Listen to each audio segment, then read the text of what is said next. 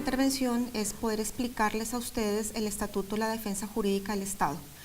¿Qué es este estatuto? Es un proyecto de ley ordinaria, aunque se llame estatuto no quiere decir que se piense tramitar por ley estatutaria. La idea es poder presentarlo en la siguiente legislatura y por supuesto que uno de los puntos esenciales de un proyecto de ley es la publicidad, que la comunidad, los destinatarios, los ciudadanos, la academia, los jueces lo conozcan y podamos interactuar para tener un producto enriquecido y que tenga unas fortalezas de cara al debate democrático.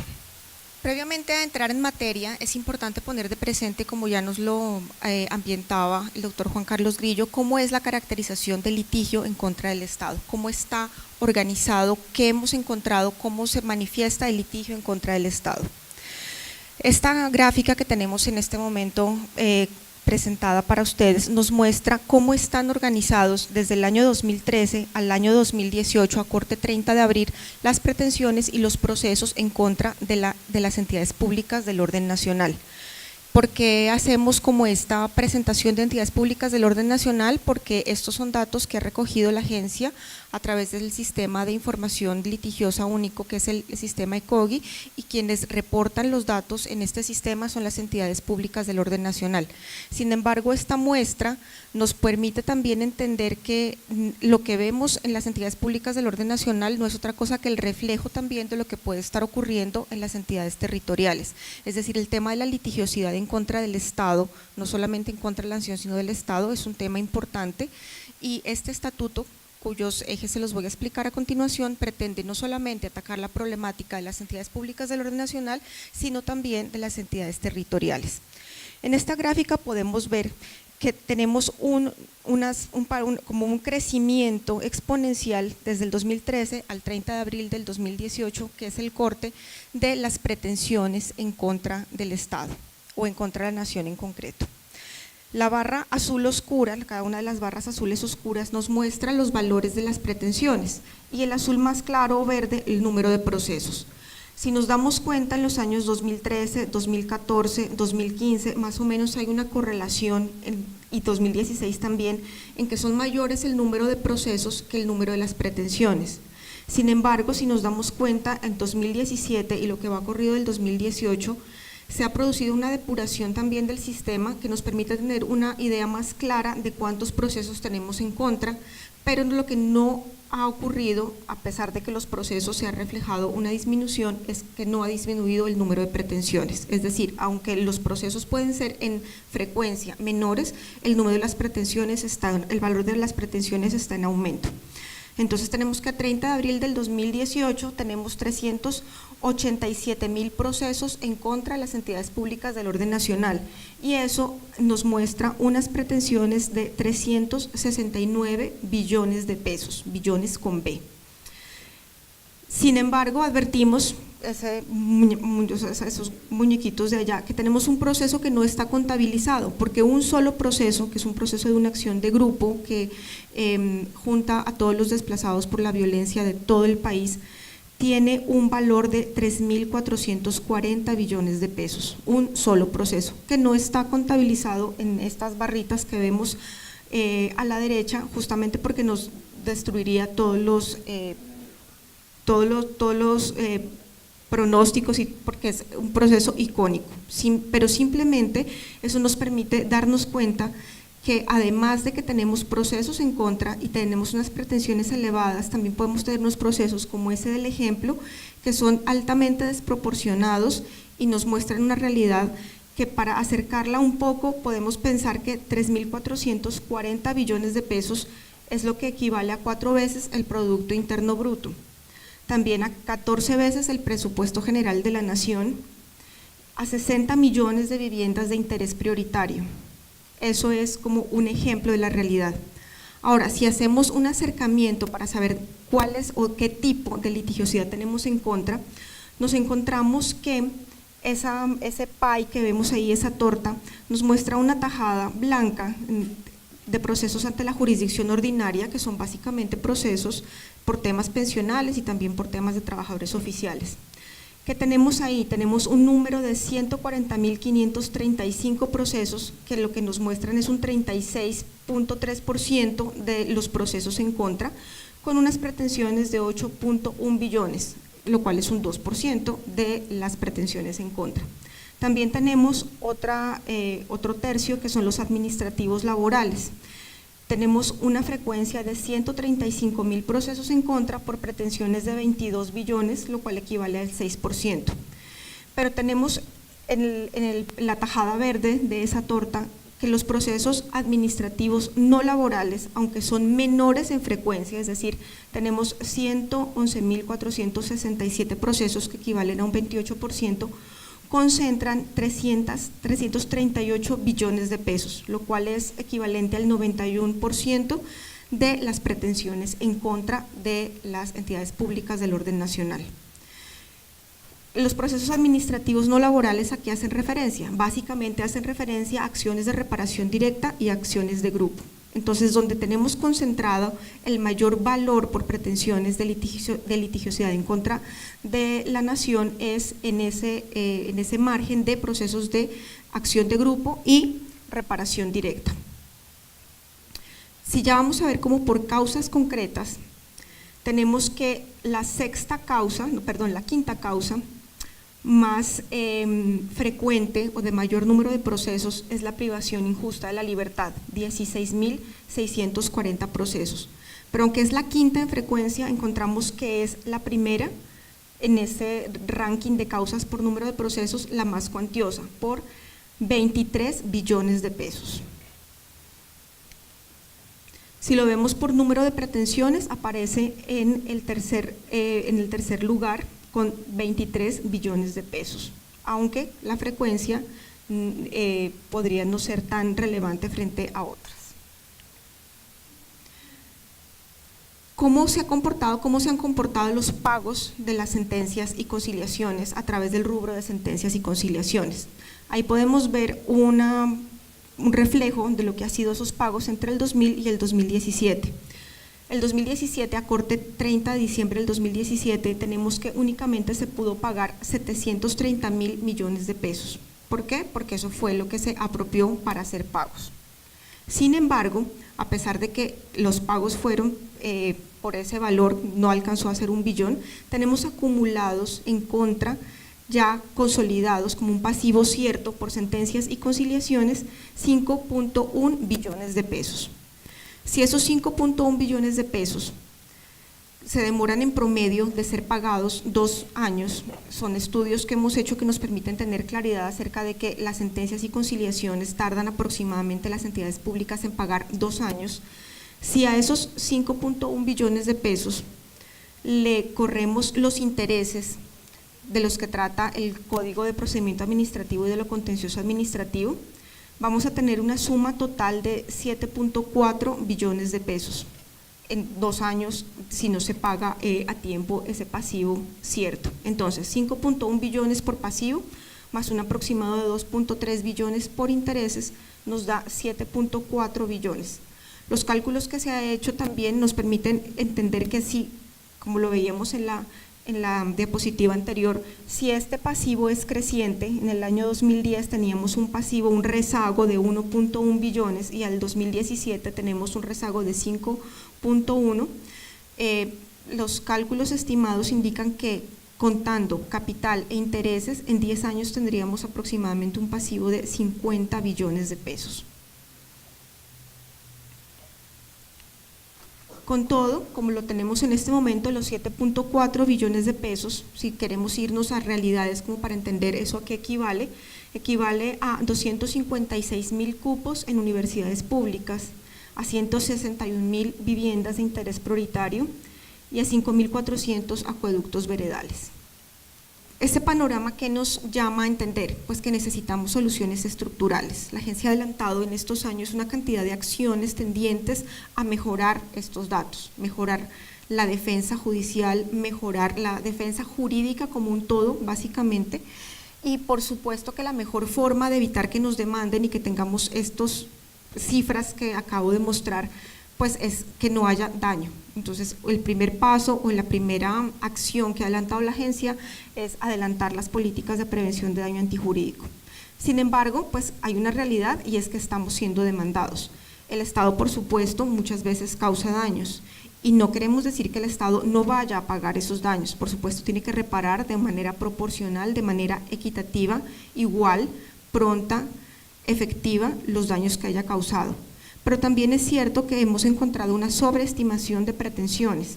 Nos hemos encontrado que de 100 millones por los que puede demandar un ciudadano o un abogado que lo represente, las condenas son por 35, o sea, nos encontramos con una sobreestimación de las pretensiones, entre otras cosas.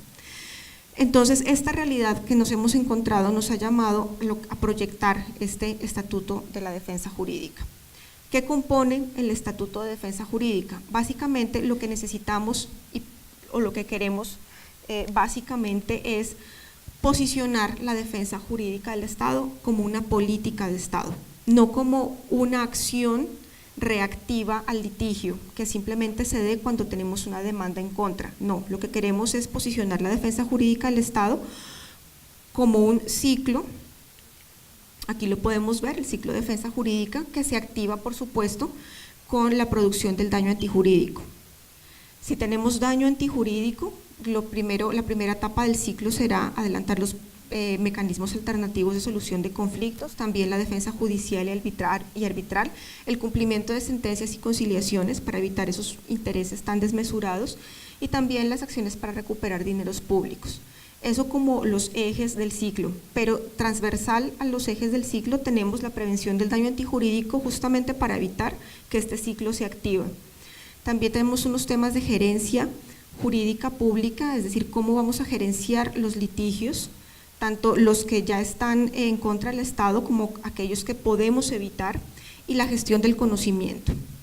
Este sistema que estamos planteando o que queremos posicionar a través del Estatuto de Defensa Jurídica cuenta con unos principios, ahí los tenemos: protección al patrimonio público, interés general, responsabilidad, buena fe, colaboración y coordinación, participación, integridad y transparencia y eficacia. ¿Cuáles son los objetivos primordiales del Estatuto de la Defensa Jurídica?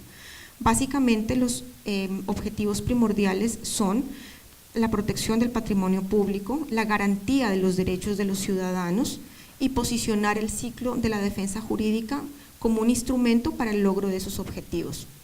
Insisto, cuando hablamos de defensa jurídica no nos referimos simplemente a la parte reactiva cuando ya tenemos un litigio en contra, sino iniciando desde la prevención. Y la garantía de los derechos de los ciudadanos comienza cuando tratamos o cuando buscamos la forma de evitar que sean sujetos pasivos de daño antijurídico, y que si ya tenemos un proceso y el Estado resulta condenado, pues que estos ciudadanos tengan una reparación efectiva, pronta, cierta de los daños que hayan sufrido. Entonces, este sistema de defensa jurídica que pensamos posicionar a través del Estatuto, lo que busca es organizar ese sistema, consolidar el sistema como una política de Estado. ¿Quiénes van a ser los actores de ese sistema? Los actores del sistema serán principalmente los servidores públicos, las entidades públicas, importantísimo la rama judicial, los órganos de control, las entidades territoriales, porque como lo mencionábamos tenemos unos ejemplos de lo que ocurre a nivel nacional, pero esto sin lugar a dudas también se presenta y quizá con mayores matices a nivel territorial.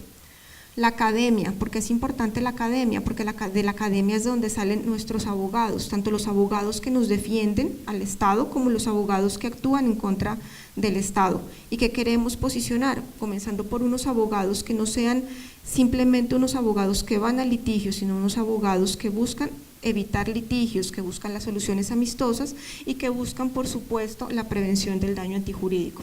También tenemos como actores a la ciudadanía y las instancias de alto nivel del gobierno. Entonces, ese es uno de los ejes, es cómo posicionar el Estatuto de la Defensa Jurídica, o más bien cómo el Estatuto de la Defensa Jurídica posiciona la defensa jurídica del Estado como una política pública. Entonces,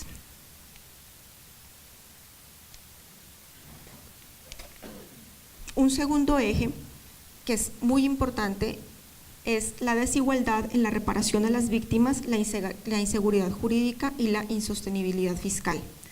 ¿Qué nos hemos encontrado en este eje? Pues nosotros tenemos un régimen general de responsabilidad que está consagrado en la Constitución Política en el artículo 90.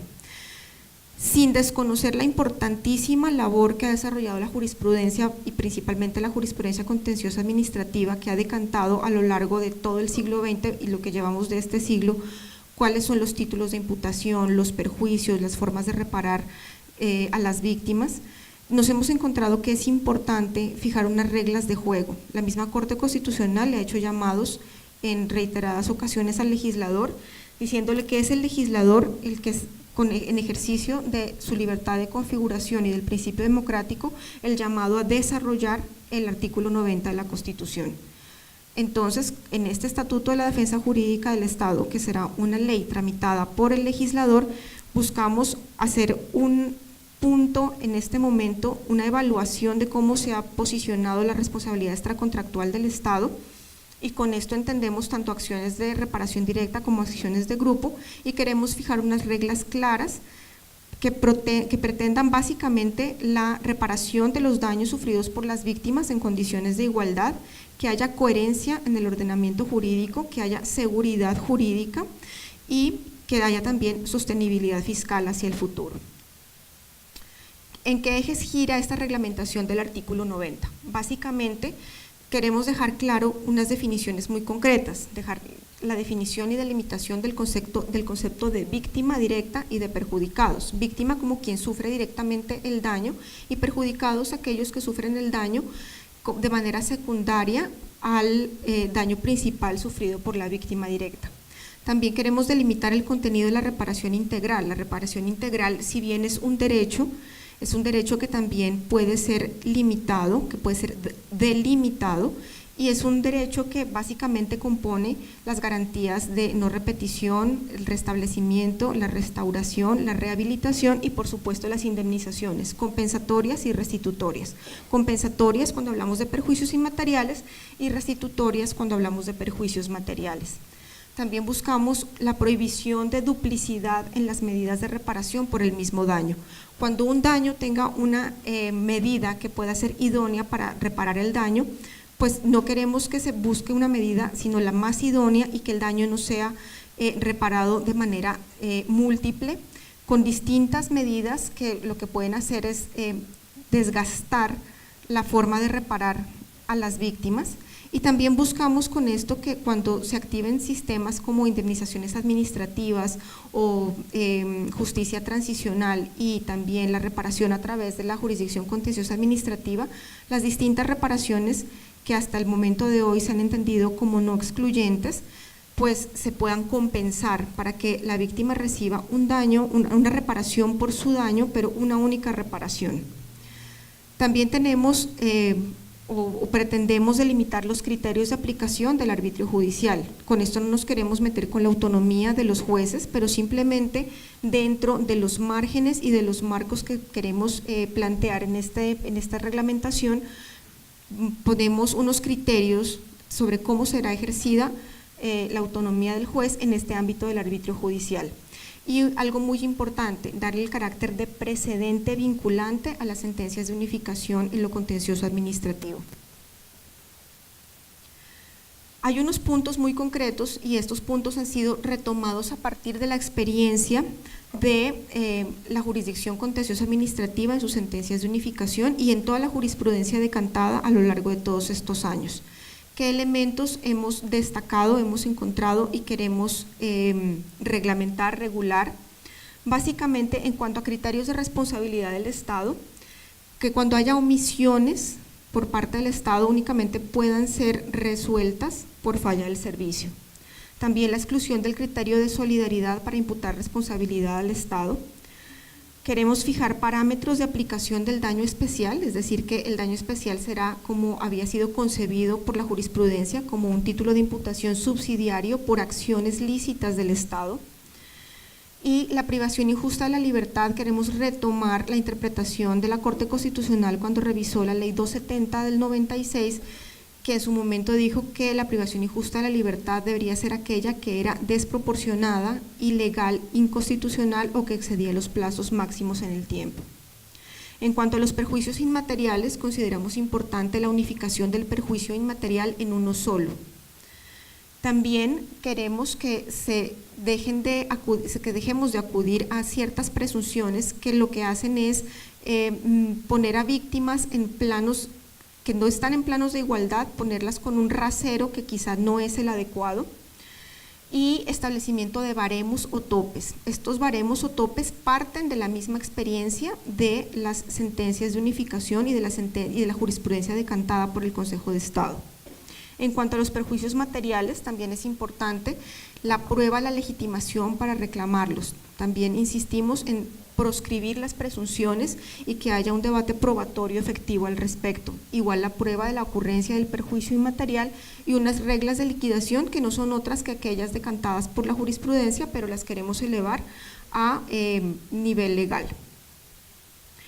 Un tercer eje del estatuto es la ausencia de condiciones uniformes en las acciones de grupo, que nos lleva a que tengamos acciones de grupo en contra como aquellas del ejemplo primero de 3.440 billones de pesos. ¿Qué buscamos con esta reglamentación de las acciones de grupo? Que pues tendremos que hacer reformas a la ley 472 del 98, y es poder tener el grupo conformado desde un inicio con unas condiciones uniformes en cuanto a circunstancias de tiempo, modo y lugar, que también hay una prueba fehaciente del nexo causal, que haya una individualización de las personas que componen el grupo, y ahí tendremos que hacer unas pausas para entender y para delimitar mejor la forma de conformación del grupo inicial y también la conformación del grupo de adherentes que hoy en día tenemos posteriores a la sentencia de acción de grupo. También buscamos que como requisito de admisibilidad de la demanda estén presentadas las condiciones uniformes del grupo, y en caso de que ello no ocurra, pues podrá presentarse la excepción previa de indebida conformación del grupo. Un cuarto eje del Estatuto de la Defensa Jurídica es que nos hemos encontrado en la acción de repetición una tremenda inefectividad de la acción de repetición, porque básicamente no hay prueba del dolo o la culpa grave. El tema de la acción de repetición es un tema muy sensible y lo hemos estudiado en detalle. Muchas veces se interponen acciones de repetición sin mayores fundamentos probatorios, simplemente para cumplir con los requisitos y para evitar sanciones disciplinarias por no interponer la acción de repetición. Esto lleva a que la mayoría de acciones de repetición sean falladas en contra, y que las poquísimas acciones de repetición que puedan ser falladas a favor no logren efectivamente la recuperación de dineros públicos. En ese orden de ideas, ¿qué queremos? Unas delimitaciones muy concretas a cómo puede ser la prueba del dolo y de la culpa grave, y tendremos dolo única y exclusivamente cuando tengamos una sentencia penal en contra que esté condenando al servidor, ex servidor público o particular que ejerce o ejerció función pública. Y unas presunciones de culpa grave muy concretas, que son tres. Uno, que tengamos unas decisiones disciplinarias en firme por faltas gravísimas, o que se pueda evidenciar con pruebas tangibles un desconocimiento de la normatividad vigente o un desconocimiento del presidente unánime y pacífico. Esto también nos llevará a una limitación del llamamiento en garantía con fines de repetición, porque solo podrá ejercerse este llamamiento en garantía cuando efectivamente tengamos o una sentencia penal que nos pruebe el dolo o los tres eventos que nos permitan probar una culpa grave. Y por supuesto tendremos el condicionamiento de la caducidad de la acción de repetición al momento del pago, pero siempre y cuando ya se haya producido o tengamos alguno de los eventos previos, es decir, tengamos una sentencia penal o una sanción disciplinaria. También, como lo mostramos en cuanto a los temas de pagos, un quinto eje del Estatuto de la Defensa Jurídica del Estado es el alto impacto fiscal por desequilibrio en las cargas económicas del Estado. En este eje, ¿qué buscamos básicamente? En primer lugar, nos encontramos que el Estado es un deudor que tiene un riesgo mínimo.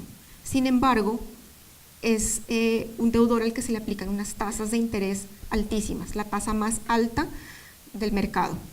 Cuando el CEPACA nos trae unas reglas, y es que en los primeros 10 meses, cuando ya tenemos una sentencia o conciliación en contra, tenemos primeros 10 meses que se paga una tasa de intereses a la DTF, y posterior a los 10 meses la tasa de usura, que es el 1.5 interés bancario. ¿Qué queremos con esto, con esta reforma en cuanto a la tasa de intereses? Que sea una única tasa de intereses, que sea la DTF más un punto, pero de manera constante, no solo por unos primeros 10 meses, sino por todo el tiempo que se demore en hacerse el pago. Esto permitirá una mayor racionalización de los intereses que pueden estarse causando en contra por el no pago oportuno de los pasivos ciertos por sentencias y conciliaciones. Este es un punto muy importante el que voy a mencionar a continuación para las entidades territoriales, y es la ampliación del marco de acción de la figura del impacto fiscal. En este momento la figura del incidente de impacto fiscal está pensada para que sea activada por el Gobierno Nacional a través de los ministros o el Ministerio Público en contra de sentencias de altas corporaciones. Nos encontramos que no solamente el impacto fiscal puede darse a nivel nacional, muchas entidades territoriales con unas condenas exorbitantes pueden ver tambaleando su sostenibilidad fiscal. Entonces, ¿qué pretendemos con esta reforma? Que los gobernadores, que los alcaldes puedan, por intermedio del Ministerio Público y de los ministros, debatir la posibilidad de incidentes de impacto fiscal cuando sean condenados por sentencias de altas cortes o cuando el cierre de la sentencia, la última instancia, y que no tenga recursos extraordinarios, lo sea de un tribunal. Como tenemos también litigiosidad en laudos arbitrales y básicamente en los conflictos de inversión, también estamos pensando en la articulación para el reconocimiento y ejecución de estos laudos en los conflictos de inversión. Un sexto eje es cómo enfrentar las debilidades en la estructura institucional de la defensa del Estado. El Estado está en un plano de igualdad frente a su contraparte en el litigio. Sin embargo, como el Estado está limitado y los funcionarios públicos están limitados a únicamente actuar en el marco de sus competencias, consideramos oportuno delimitar estas competencias y también darle un margen de acción para que el Estado efectivamente pueda actuar en plano de igualdad frente a su contraparte en un proceso judicial.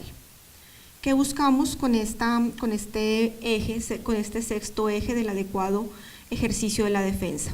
Queremos posicionar a los comités de conciliación no como un único comité de conciliación cuyas funciones, si bien son extensas, se han limitado en la práctica a conceptuar sobre la conciliación y quizás sobre la acción de repetición. Queremos que los comités de conciliación se posicionen como verdaderos comités de defensa jurídica, donde tengan una labor de articulación de la defensa jurídica al interior de cada entidad, y la defensa jurídica, como ya lo mencionaba, entendida no solamente como la reacción a un litigio, sino como todo el ciclo que comienza con la prevención del daño antijurídico.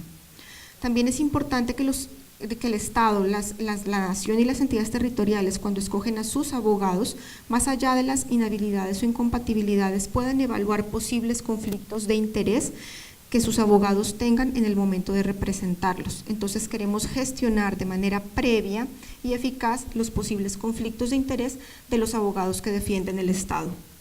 También planteamos la creación de un fondo de defensa jurídica del Estado, esto básicamente con miras a la defensa del Estado ante instancias internacionales, tanto ante el Sistema Interamericano de Derechos Humanos como cuando tenemos litigios por conflictos de inversión. Esta dinámica de la defensa internacional va más allá de la simple defensa. Tenemos que tener abogados defensores, tenemos que tener peritos, pruebas, viáticos, quizá también para poder desplazarse a las distintas instancias, y para eso necesitamos un fondo cuenta que será el que nos permitirá poder tener y poder ejercer esa defensa ante las instancias internacionales. También hemos pensado en el fortalecimiento de la conciliación contenciosa administrativa, básicamente la extrajudicial, en el sentido de que no tengamos necesidad de acudir al control de legalidad judicial. Y tendríamos una conciliación que haría tránsito a cosa juzgada cuando se suscriba el acta de conciliación ante el Ministerio Público. También queremos regular el arreglo directo en las controversias internacionales de inversión. Como lo mencionaba, las controversias internacionales de inversión tienen unas particularidades que son diferentes a cómo son los litigios nacionales. Por lo tanto, las posibilidades de arreglo directo también deben ser atendidas, dadas esas particularidades. Entonces, en este estatuto entraremos a regularlo. Igualmente, tenemos una instancia de alto gobierno que entrará a conceptualizar en ciertos aspectos muy relevantes que implican no solamente una articulación de una entidad, sino sectoriales, intersectoriales, con temas de política pública, de protección de derechos humanos. Como somos defensores del Estado, los defensores tenemos estrategias y queremos que las estrategias sean reservadas. Si bien estamos en un marco de lo público y los ciudadanos tienen acceso a todo lo que el Estado produce, a sus documentos, porque hay un principio general de transparencia y de publicidad, lo cierto es que si queremos estar en un plano de igualdad con nuestra contraparte en los litigios, pues nosotros también tenemos unas estrategias de defensa jurídica y queremos que esas estrategias, así como un abogado las guarda con celo para proteger a su cliente, nuestras estrategias de defensa como Estado también sean reservadas. Reservas que serán, por supuesto, con un límite temporal, porque no podemos tener una reserva irrestricta, pero sí queremos que nuestras estrategias guarden esa reserva y sean protegidas. Y también una regulación del deber de colaboración, porque como la defensa jurídica es algo que nos compete a todos, a instancias, a instituciones, a empleados públicos, pues queremos que haya un deber de colaboración de las distintas entidades, por ejemplo en el acopio probatorio, cuando queremos hacer una defensa oportuna.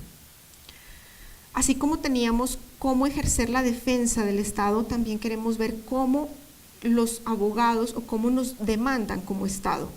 ¿Y qué nos encontramos? Pues nos encontramos con ese panorama de unas demandas con unas pretensiones exorbitantes. ¿Qué buscamos en este acápite o en este foco de acción? Queremos regular esas demandas temerarias, no queremos que el derecho de acceso a la administración de justicia se convierta en un abuso de ese derecho, queremos unas contrapartes que ejerzan su derecho de acción dentro de unos parámetros de racionalidad para que no tengamos demandas temerarias en contra.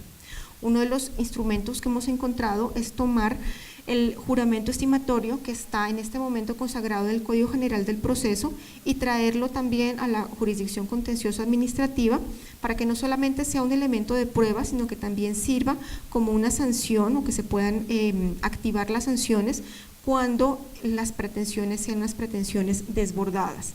Como tenemos una regulación, unos baremos, unos topes en los perjuicios inmateriales, no solamente será aplicable el juramento estimatorio a los perjuicios materiales, como en la actualidad ocurre en la jurisdicción ordinaria, sino también a los perjuicios inmateriales. También queremos regular las conductas contrarias al adecuado ejercicio del litigio, que haya sanciones, que los jueces tengan la potestad y la efectividad de imponer sanciones cuando encuentren esas demandas temerarias, unas pretensiones desproporcionadas, una argumentación de hechos que no tengan pruebas que los puedan respaldar. Para eso se crearán unas conductas o faltas muy concretas para poder tener consecuencias y sanciones disciplinarias. Y finalmente, un octavo eje, que por ser el último no es menos importante, es absolutamente importante, es que tenemos una ausencia de gobierno de información y de datos en la defensa jurídica. La agencia tiene el Sistema Único de Información Litigioso, el ECOGI, y queremos que este sistema esté adecuado a la realidad y que sea un sistema efectivo. La experiencia de estos años trabajando en este sistema nos ha llevado a entender que hay que hacerle algunos ajustes para que sea un sistema efectivo, eficaz y nos permita tener claridad sobre el gobierno de los datos. Por eso fijaremos en el estatuto el alcance de la gestión de la información en la defensa jurídica, los principios que guían la gestión de la información, la definición del ámbito de aplicación del sistema, la interoperabilidad del sistema con otros sistemas exógenos para tener una información robusta, para poder tener un conocimiento real de por qué nos están demandando, en qué condiciones, quiénes, tener unos registros efectivos de conciliaciones, procesos judiciales y procesos arbitrales. También el tema de las notificaciones a la agencia, queremos conocer qué está pasando, queremos saber cuándo se activen las conciliaciones extrajudiciales, queremos saber cuándo se terminen los procesos, no solamente con sentencias, sino con otro tipo de formas de terminación de procesos, terminaciones anormales. Y también queremos conocer los laudos arbitrales cuando tenemos procesos arbitrales en contra. Y por supuesto, pues tendremos unos roles frente a ese sistema, unos deberes y funciones de los roles ante el sistema y unas sanciones si estas funcionalidades o estos deberes no se cumplen y no tenemos un sistema de información depurado. Estos básicamente son los 8 ejes del Estatuto de la Defensa Jurídica. Como les mencionaba al inicio, por ser un proyecto de ley, se surtirán las respectivas medidas de publicitación. Oportunamente conocerán dónde se encuentra el texto en detalle para que pueda ser aportado, para recibir los aportes de la ciudadanía, de la academia, de los jueces y por supuesto de nuestros defensores del Estado. Les agradezco mucho su atención. Gracias.